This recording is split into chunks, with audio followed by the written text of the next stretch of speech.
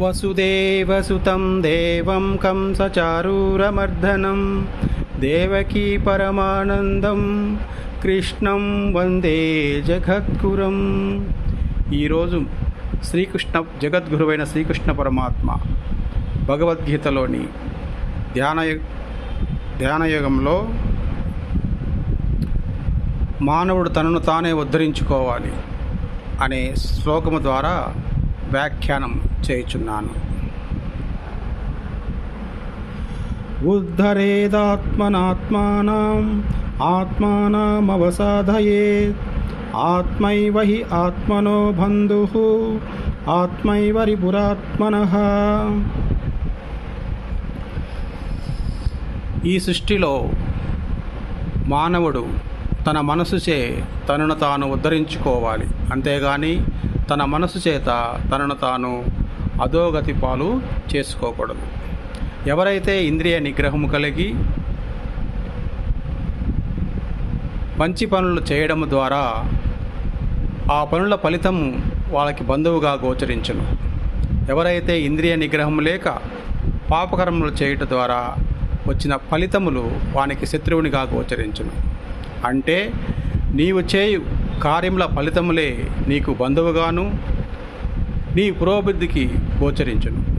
అదేవిధముగా నీవు చేయు పాపకార్యములే ఫలితములే నీకు శత్రువుగా వచ్చి నీ అధోగతి పాలకు కారణమగను. అంతేగాని నీ అభివృద్ధికి కానీ నీ అధోగతికి కానీ భగవంతుని కానీ వేరే మనిషిని కానీ కారణముగా చూపరాదు.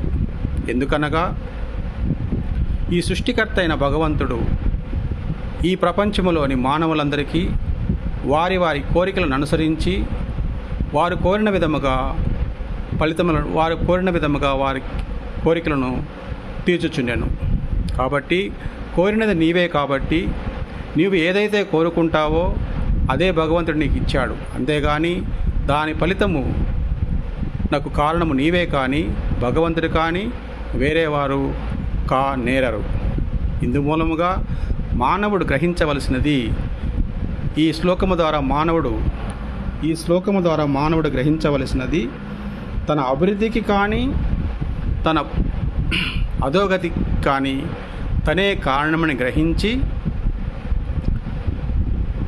శ్రీకృష్ణ భగవానుడు ప్రసాదించిన గీతా జ్ఞానమును సశాస్త్రీయముగా తెలుసుకొని ఆ జ్ఞానము ద్వారా మంచి కార్యములను చేయుచు తన పురోభివృద్ధికి తనే కారణమవుతూ ఈ ప్రపంచ మానవాళికి మంచిని పంచుతూ మంచి నడవడికతో జీవనము కొనసాగించి ఆ పరమాత్మని దర్శనానికి అనుగ్రహానికి పాత్రుడై జీవము సాగించాలని ఈ శ్లోకము ద్వారా మనము తెలుసుకోవాలను.